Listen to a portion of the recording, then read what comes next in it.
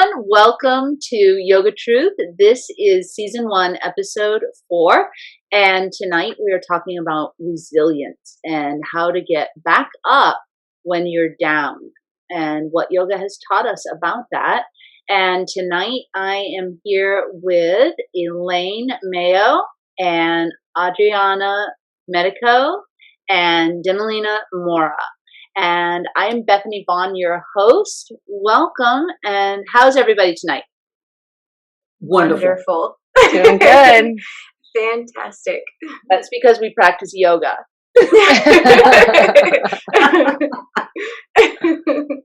Very true. This is true.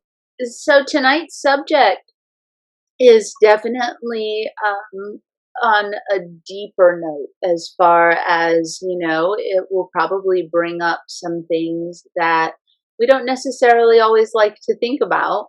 And yoga is about everything, and including every single aspect of who you are, what your life is about. And that's not just the good stuff. It's not the way that things are sold commercially.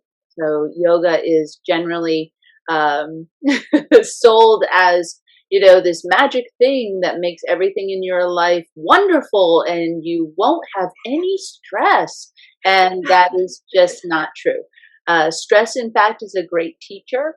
And there's several different types of stress. And when we get knocked down, we have what is called resilience. And I want to talk about that with y'all, and how yoga has taught you what resilience really means. And so I'm just going to I have actually the questions here so that I don't forget. Typically I kind of, just remember, but I feel like with this subject, I wanted to be sure that I can get everything in. I want to get everything in as well as I can. And so I want to ask, what were some of the defining moments in your yoga practice where you experienced resilience? I'll go first. Great. Yeah, that's good for everyone. Jump in. I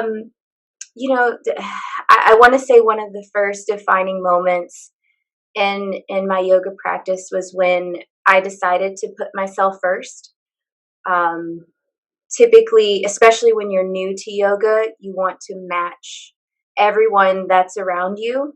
The movements were fast and stuttered, and the breathing wasn't with the movements. And so there was so much that was more mimic initially. And a defining moment was, hey, I'm actually moving probably a little bit faster or a little bit slower than the person next to me. And that really put me in tune with myself. And because yoga ties to everything else in life, that practice continued, outside of the studio. Mm-hmm. I love that. That's, it's, I'm competitive by nature. Anybody that's known me for 5 minutes, it's, everything is a contest. I have to breathe better than you. I have to, and yoga teacher training taught me that you must be in the moment if you're going to teach. You can't be in the past worrying about what you just said. You can't be in the future wondering if your class is doubting you now because you just said something stupid in the past. You must be in the moment. True story. When the student, it was a 5:30 hot one. Cool. And the studio was packed. And so Bethany decided that I was going to teach Janu Shirsasana. It's a young crowd on 5:30, young crowd, competitive, athletic. And she leaned over and whispered to me, leave them in the pose. Okay, I can do that. So I left them in the pose. And it wasn't longer than they needed to be, but it was longer than they wanted to be. And so as I was watching them be in the pose, most of the class decided that they weren't anymore. So they got up out of the pose and went to the other side, which is called pacing your instructor.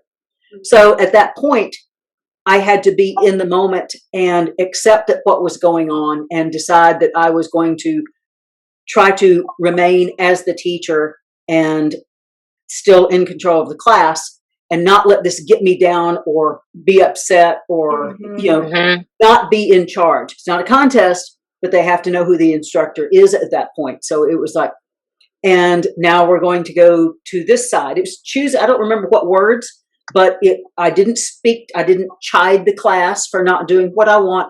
We went to that side of the pose because my teacher instruction had been so delightful that I knew how to handle the moment.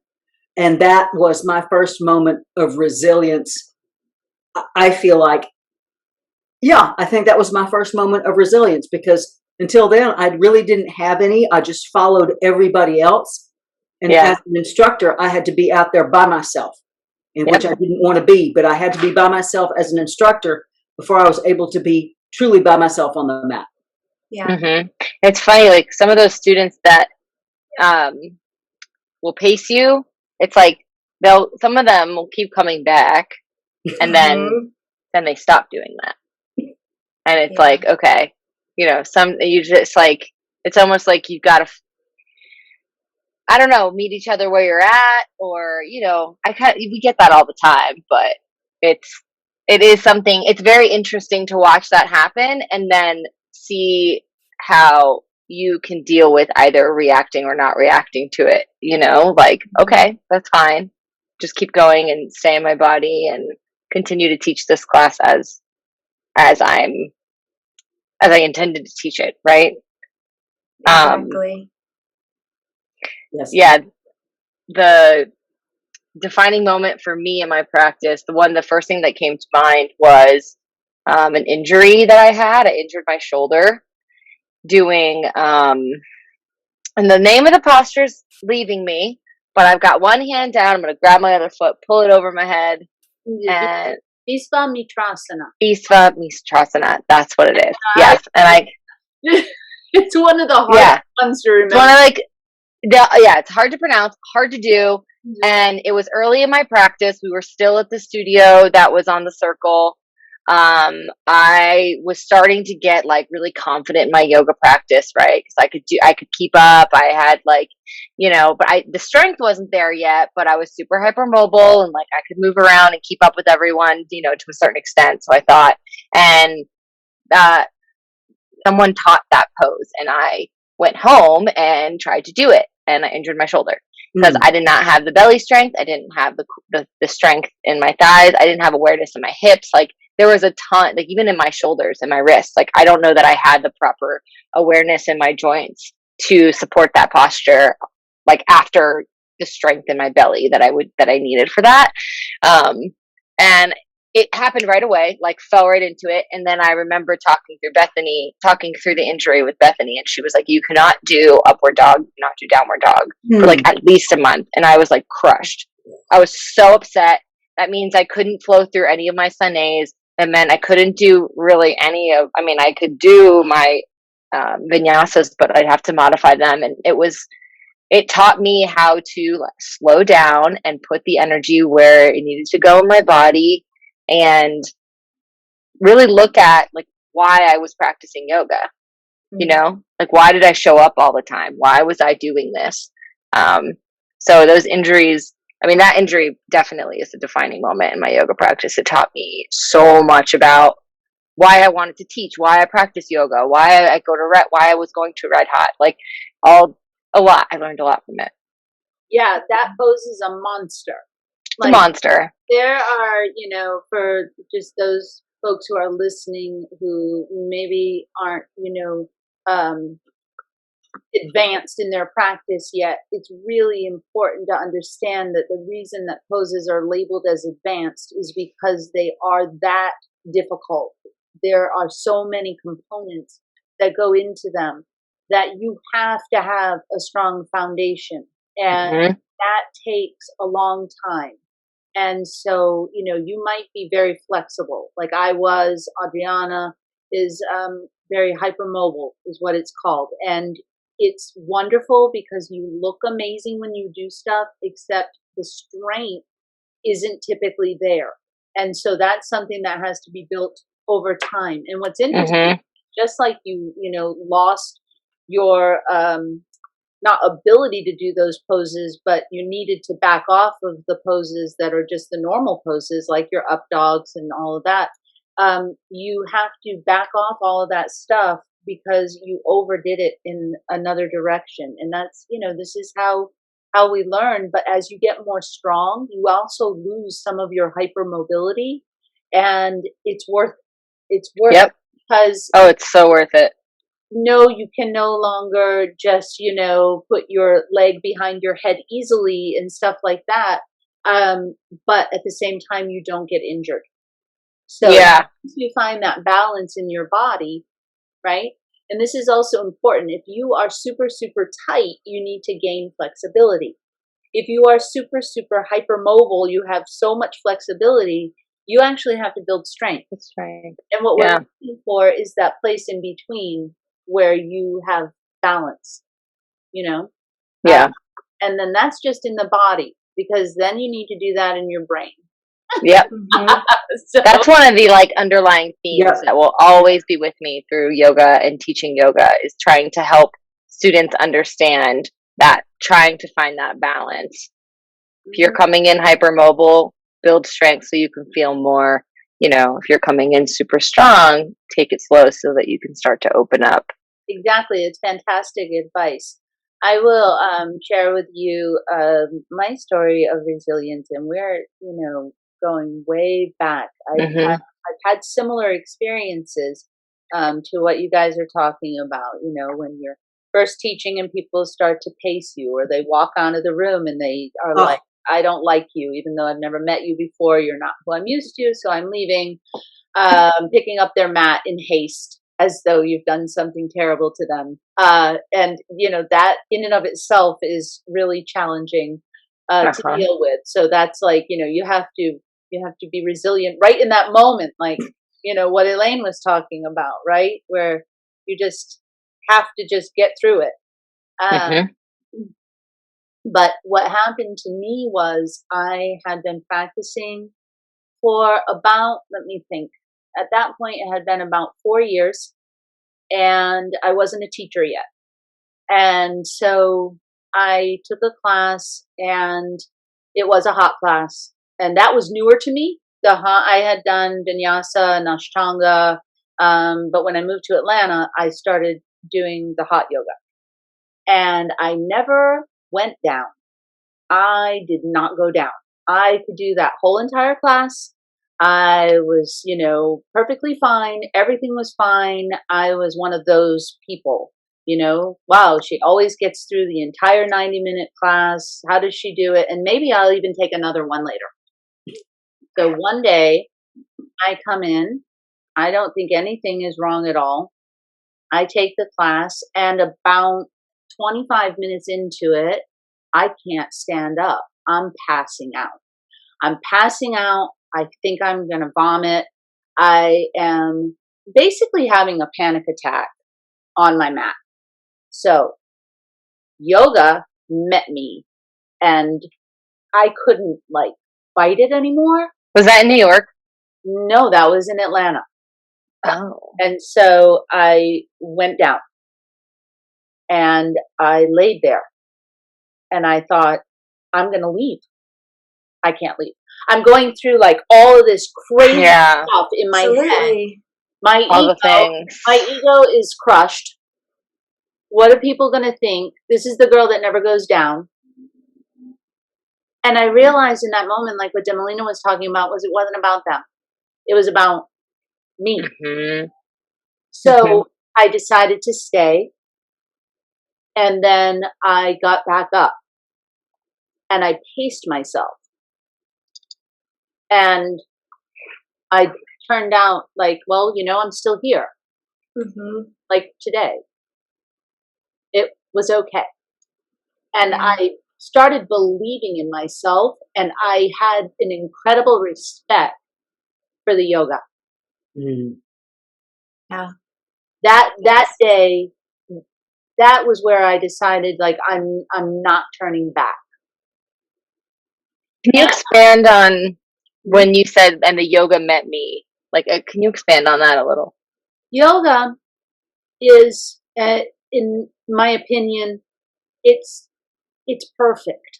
Mm. It defines what we are capable of,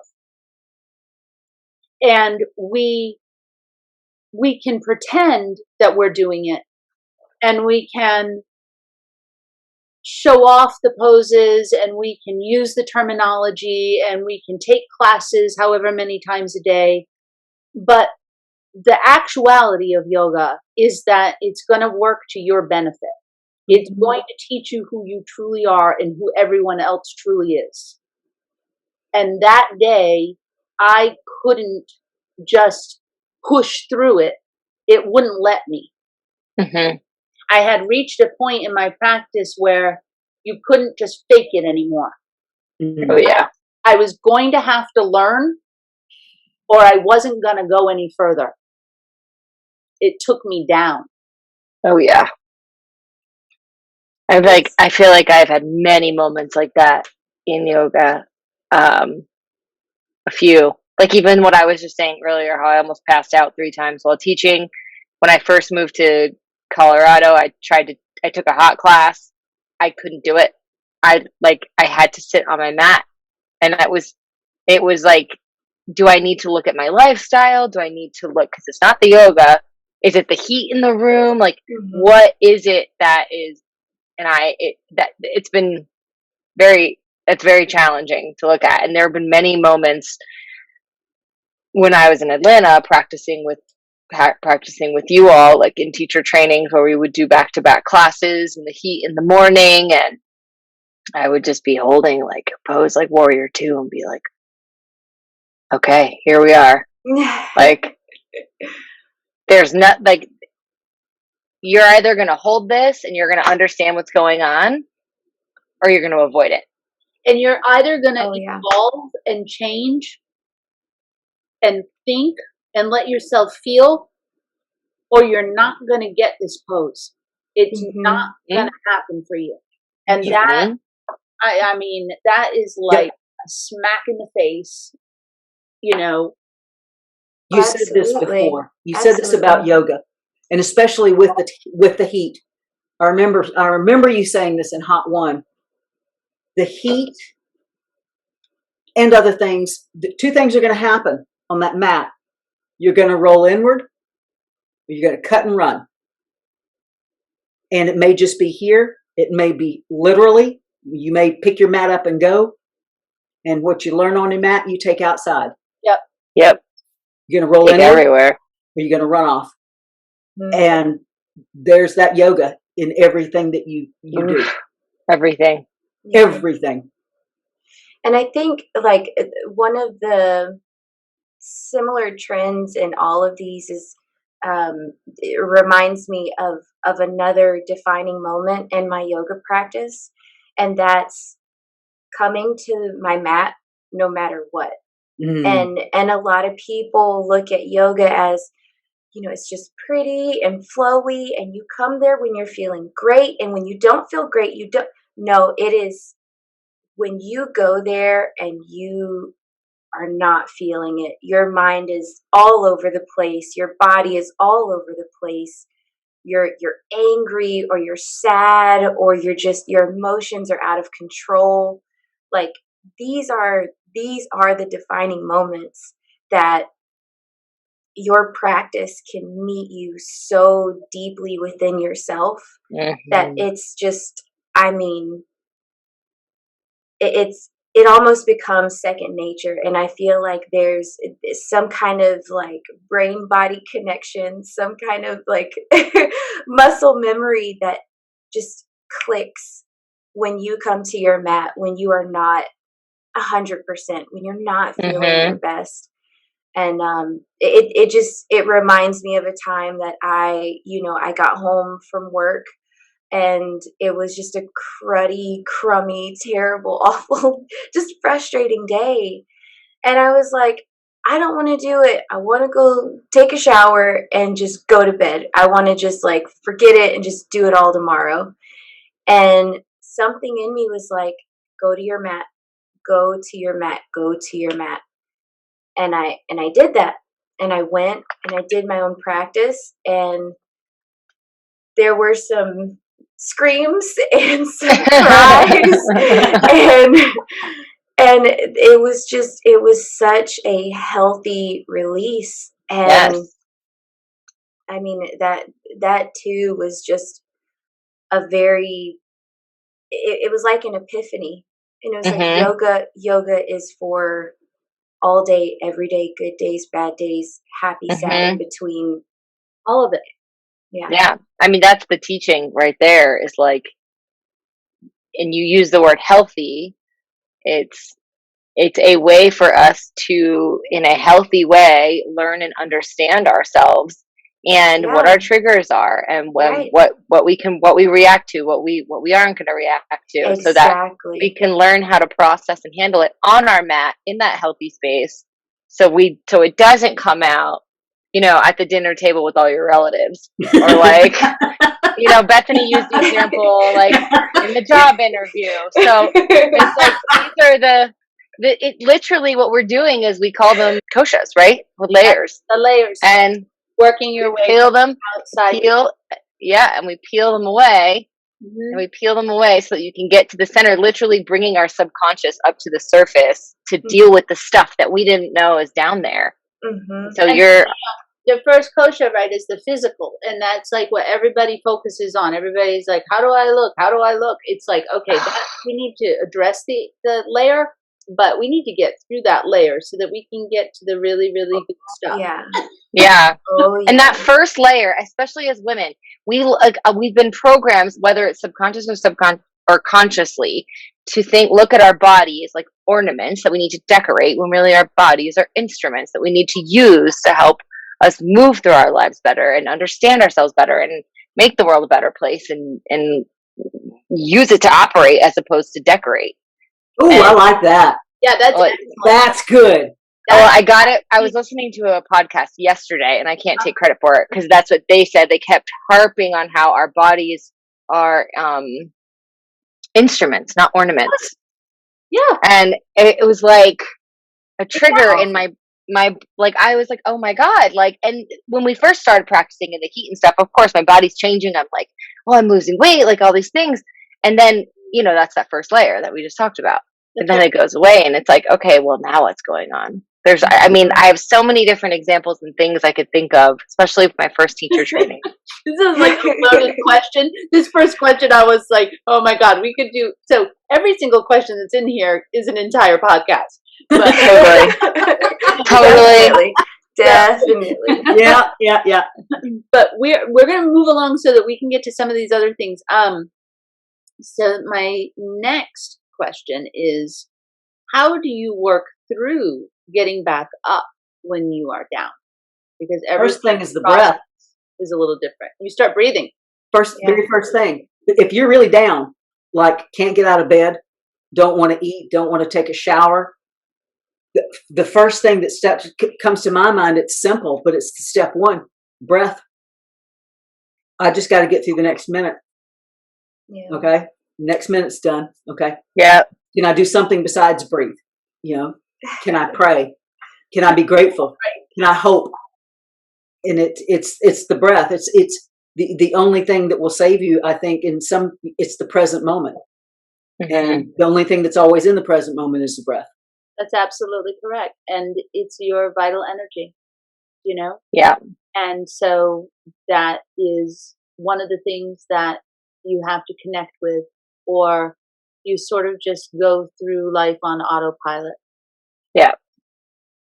Our bodies are very intelligent, so we're made up so that we will just breathe, whether we're consciously breathing or not. So it takes a conscious effort to focus on our breath Yeah. and Absolutely. to understand the value of the breath. And in yoga, of course, the breath work is called pranayama, and prana is our vital life force energy. Mm-hmm. So the breath is everything. We opened class yesterday with opposite nostril breathing, and like, Mm. ooh, Mm. it's just so good. What how do you work through getting back up when you're down? Yeah. I try and harness the philosophy that nothing is permanent and Mm. nothing lasts forever. I had to practice this big time when I had COVID not that long ago, and I was out for the count, and the waves of fatigue were like nothing else. And I just kept reminding myself, this is going to pass. It is not forever. You will get through this, and you will appreciate so much when you feel healthy and you can practice yoga again, and you can go back to your taking care of yourself properly. The nothing. Yeah. And you know what else is a good reminder of that? Our cycles, because nothing is permanent. Everything comes and goes. Yeah. Yeah. So, I'll take your word for that. What's that? She said your cycles as a woman. I remember. Yeah. Try to forget. No. right. Well, I think that it still did come and go, so it wasn't permanent. It's Right. it's not going to last forever. You're right. Really not permanent. The fluctuation in hormones. Yeah. Well, the nice thing is now I have cyclical stuff they call hot flashes, so I look forward to those coming and going. Yeah, I looked up something on that, right? I'm like, how long do these last, right? They're like, oh, some people have them well into their 80s. I was like, great, awesome, Fantastic. I am my hot yoga room. So, although I have to say, I do think that I know that practicing helps. Everything to Oh yeah. Move along the way that it needs to, and so yeah, all those different types of processes are a little bit more manageable and comfortable. I think also we have the capacity to deal with it mentally because we are on the mat and we learn how to be uncomfortable sometimes and to stay with it and to breathe and to deal with that aspect of life instead of being, brainwashed by society telling us that this is a terrible thing. This happens, all the time. So why are we going to make something that is, an aspect of life that happens, for many, many years of women's lives? Why are we going to say that that's a terrible thing? It's absolutely not a terrible thing. Yeah. It's a beautiful You're exactly thing. right. You It's a said it. necessary thing. You've said this. One of the things that you said that you've said so many things that just hit me. But one thing you said is that in life, discomfort is inevitable, but suffering is optional. That's right. Yeah. I love that. I love that as well. So Yeah. I want to say, as far as like working through getting back up when I'm down, I deal with a lot of microaggressions, and it's for me, and I don't know if it's like how I grew up or what, but sarcasm goes over my head a lot. And so I really, there are times where I have to, just say, if there's something you're trying to communicate, I need you to be very direct. Yep. But dealing with a lot of microaggressions, it makes it very, very tough to pull the energy that's needed to get up every single time. And I think, I think with the consistency with which I've dealt with it over and over, I kind of start, the breathing almost seems ingrained as definitely a step one, but after that, it's giving myself permission to feel however I feel. Sometimes even as women, it's almost like, well, don't be upset in front of everyone. We've got to put the face on. We've got to keep the show on the road. And it's like, no, actually, no, damn it. I'm mad. Like, that was not okay. And if I have to feel this way about it, guess what? We're both going to share this moment That's because right. And you're not out of control, and you're just being honest. And then there's exactly, actually what you brought up just a moment ago was you're seeking clarity. You're like, what was that for? exactly. And Yeah. usually it's nothing, nothing good. And so, Yeah. Mm-mm. like, well, then we're going to sit in this uncomfortable moment that, you just created for us. And now Exactly. I'm going to call you on it. Exactly. Yep.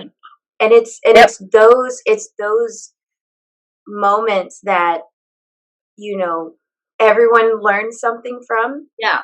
and it makes it, not that it completely negates it from happening ever again, but it makes it less likely. And Well, so giving myself permission to feel however I feel in that moment is, in a way,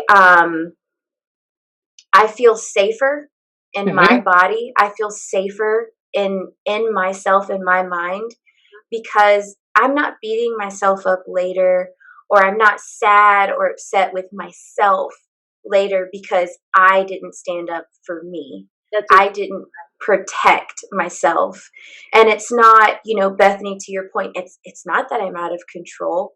It's not that I'm sensitive or emotional. It's a situation that I gave my permission to me to be present, to be vocal, to, use that throat chakra that I've been practicing on for so Yeah. long, and I mean, it's just really being true to myself and being in line with myself makes me feel safer in this body that I'm in, Well, you're setting a in the boundary. spaces. Yeah, those You're boundaries are huge. setting boundaries with not only the people around you so that the behavior stops and it literally bounces off of you, but you're setting boundaries with yourself, it sounds like, too, Mhm. where you're Also, giving yourself the permission and the container to like be a whole person and to feel your feelings.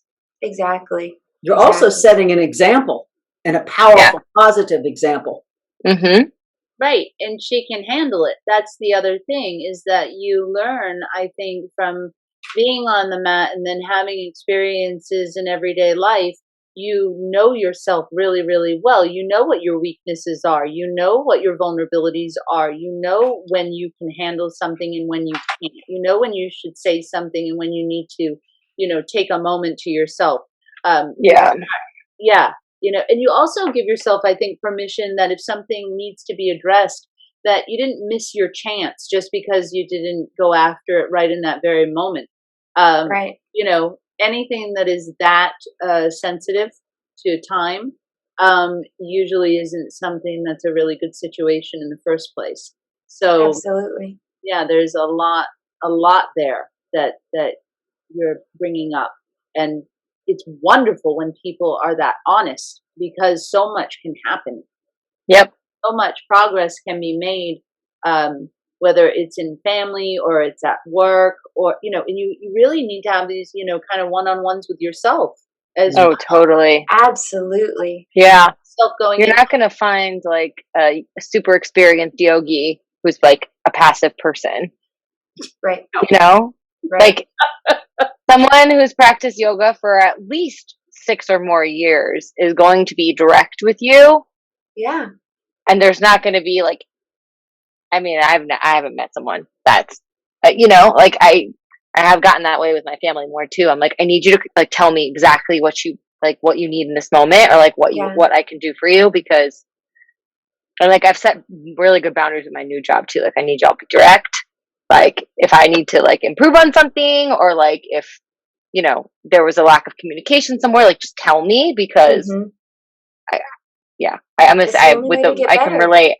With the microaggressions and like I can't.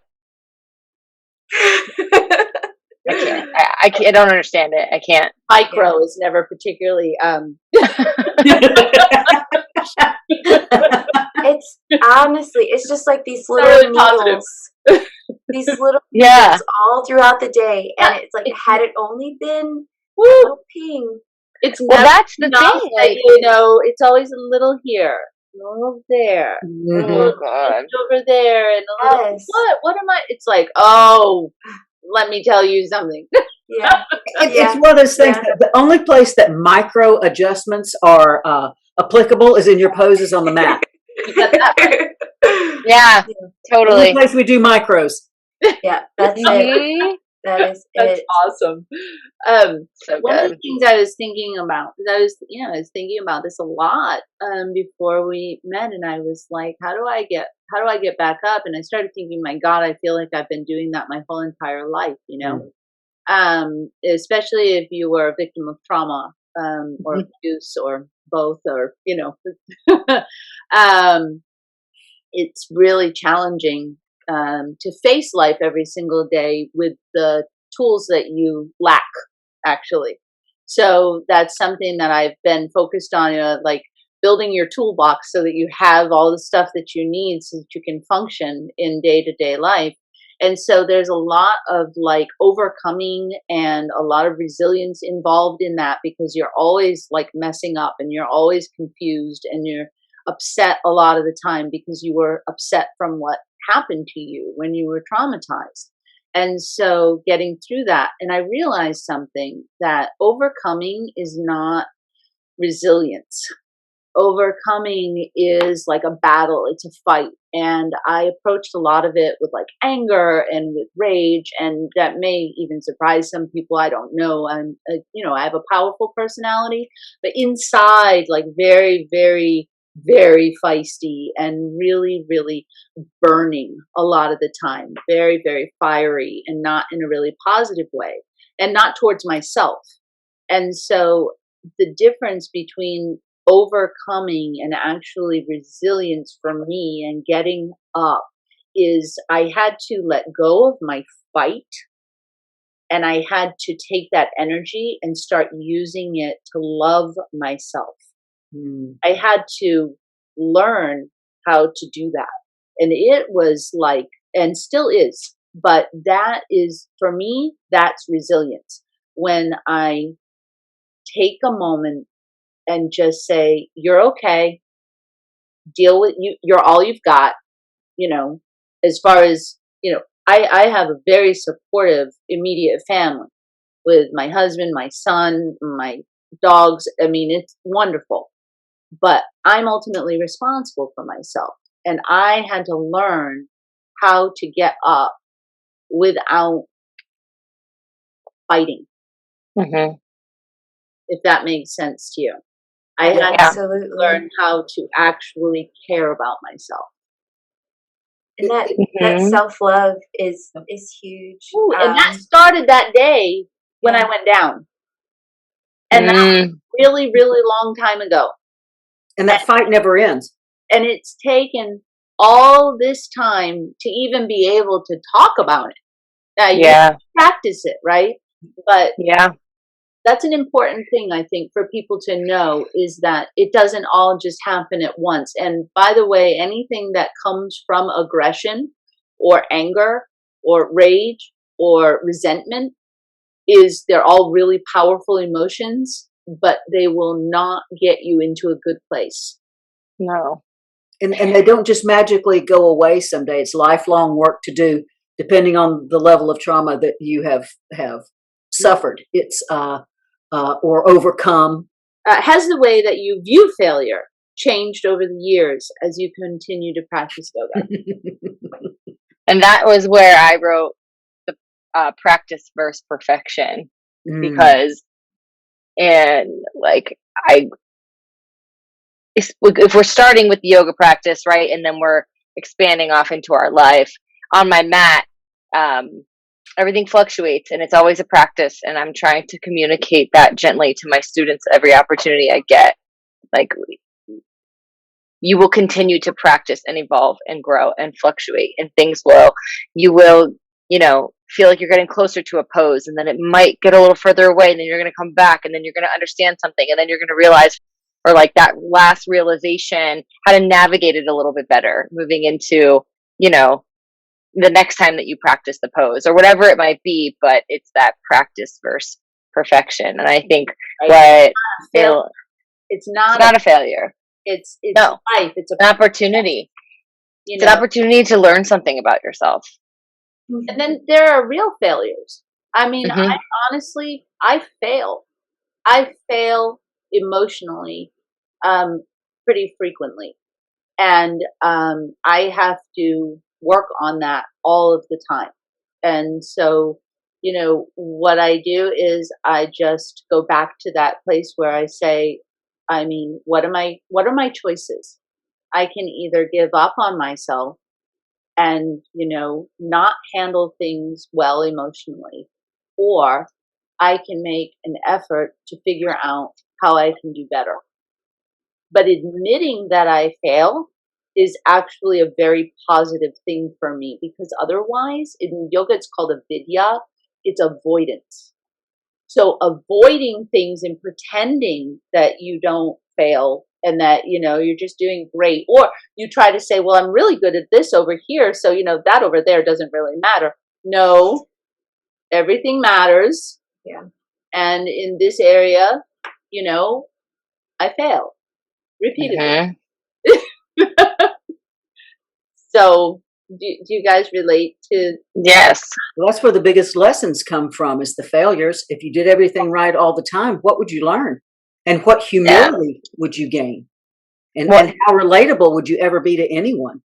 yeah. That was what I wrote for the next one, pretty much. You learn from learning from your mistakes. Right, and I want to say this also, that's also a practice. And that was Yeah. a big struggle for me, because I was like, I made this mistake. I said I was going to fix it. And here I am again. Emotionally, I would think, like with a pose, I can go back in and I can readjust. And although it takes work, it's kind of fun to do it. But emotionally, it's not fun for me. I Oh don't no. enjoy that. I don't enjoy the adjustments. And I also, can't believe, I was in disbelief that I had done this same mistake over and over again emotionally. And then I realized this is a practice too. You're not going to get it Hmm. the first time. This is how we learn. We don't get it on the first time or the 100th time, you know?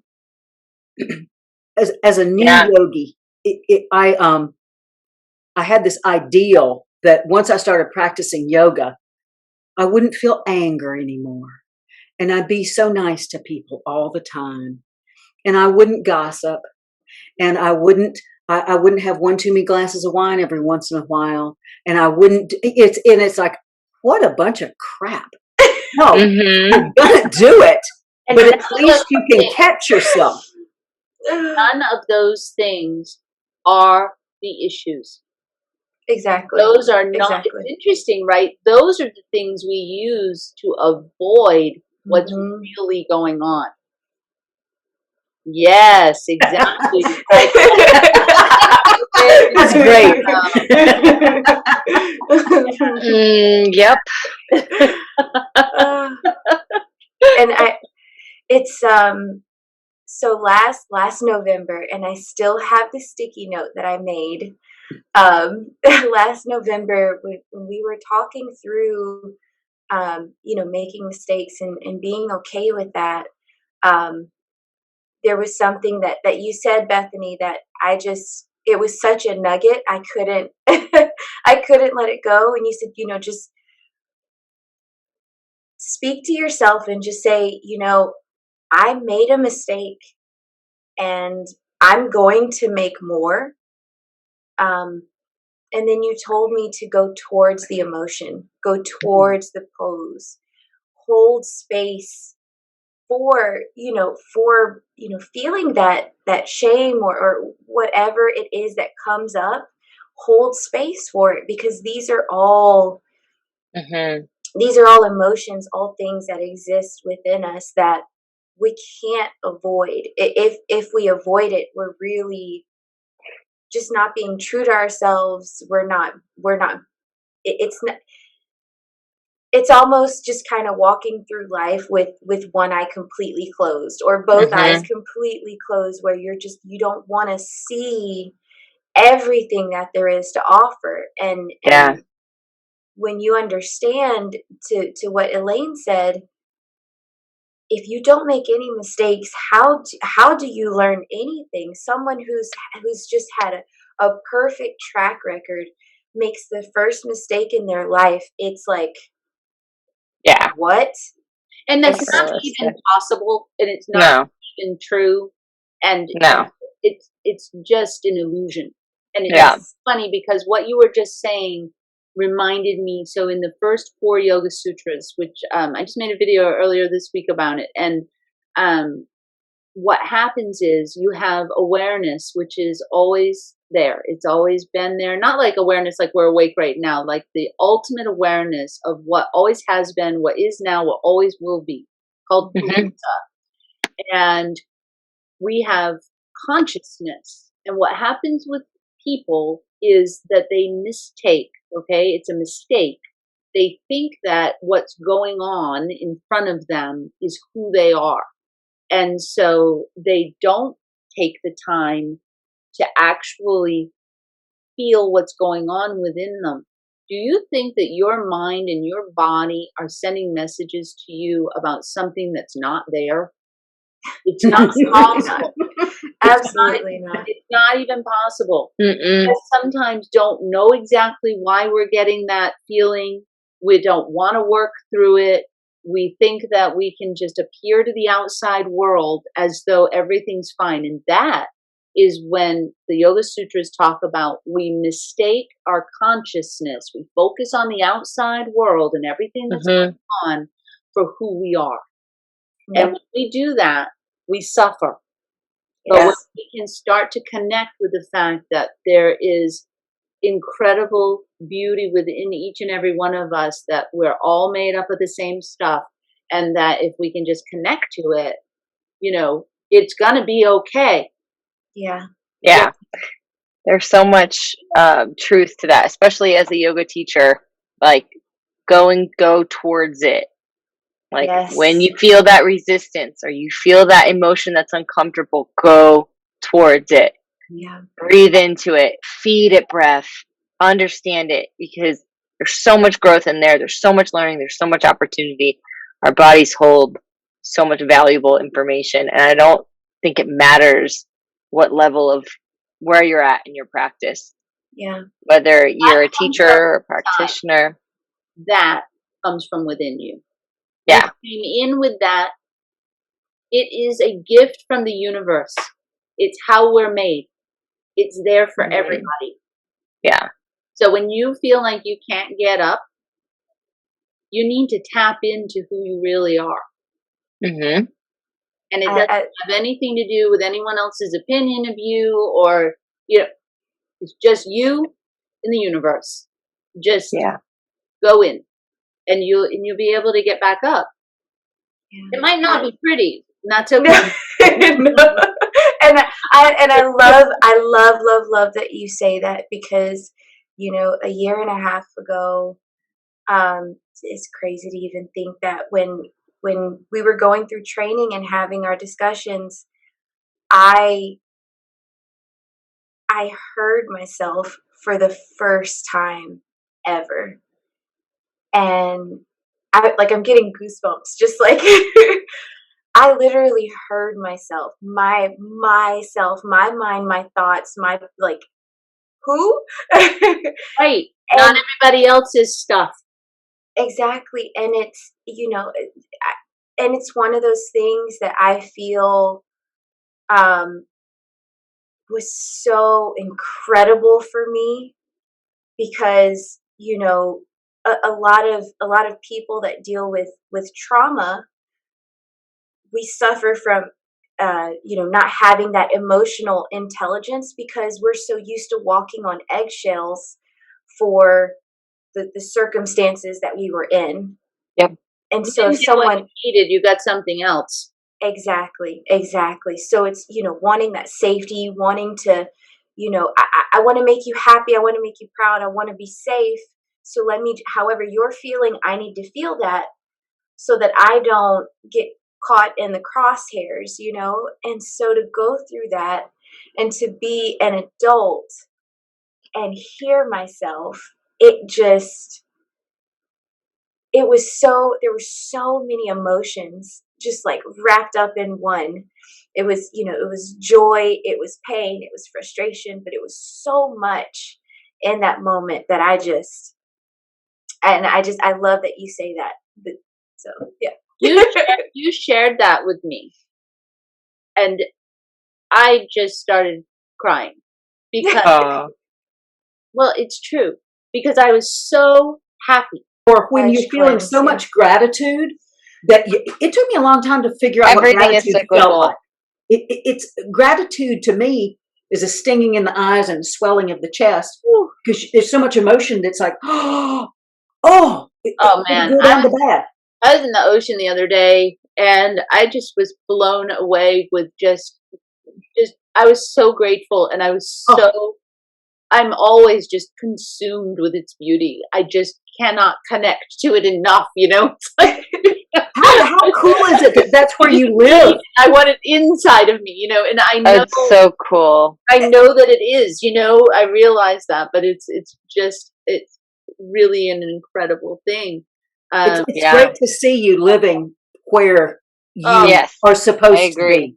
That to me is like, selfishly, I wish you were, for me, I wish you were physically in Atlanta, but now it's an excuse for me to be at the beach. That's right. I'm not joking. Everybody needs to come visit. It's all we have time for now, and we may pick this subject up at a later date with some other questions about it. And we are going to just stop there, and I hope that everybody enjoyed hearing a little bit about our experiences with resilience.